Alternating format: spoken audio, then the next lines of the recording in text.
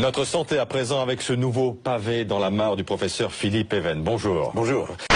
C'est une thèse stupéfiante que vous défendez, professeur. Le cholestérol serait un ennemi imaginaire. Ça concerne quand même 5 millions d'entre nous. Ennemi imaginaire. Totalement. C'est la plus grande erreur médicale, je crois, de tous les temps. Ouais. Et c'est aussi la plus grande arnaque, escroquerie, comme vous voudrez, de l'industrie pharmaceutique. Qu'est-ce qui vous permet de dire ça? Voilà. Pourquoi ennemi héréditaire? Les artères se bougent quand même. Oui, mais le cholestérol, il est rigoureusement pour rien.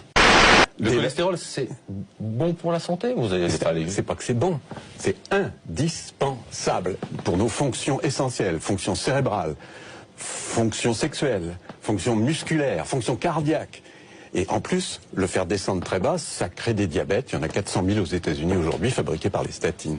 Ça veut dire qu'on nous a arnaqués en fumée pendant des dizaines et des dizaines d'années? Complètement. Mais qui? Pour beaucoup. Je vous dis, c'est l'industrie pharmaceutique qui tient tout, toutes les informations, beaucoup de leaders. Avec la complicité des médecins, parce qu'il faut quand même des médecins qui prescrivent. Attendez, complicité, oui et non. Complicité de quelques-uns d'entre eux qui se font les porte-voix grassement payés de l'industrie pharmaceutique. Et on les connaît en France. On a tous été nourris, moi aussi, j'ai cru longtemps à ça. Ça fait 50 ans qu'on nous raconte que le cholestérol est dangereux pour les artères. Qu'est-ce qui a provoqué la bascule chez vous alors? L'apparition. D'abord le prix.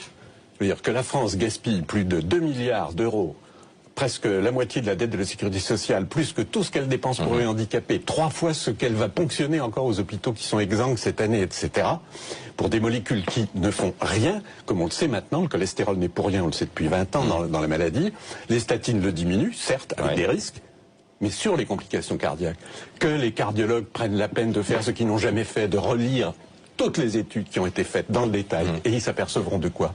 Qu'elles n'ont aucun effet positif. Ça veut dire que vous dites ce matin aux patients qui sont sous statine... Arrêtez tout de suite. D'arrêter? Oui, tout de suite même.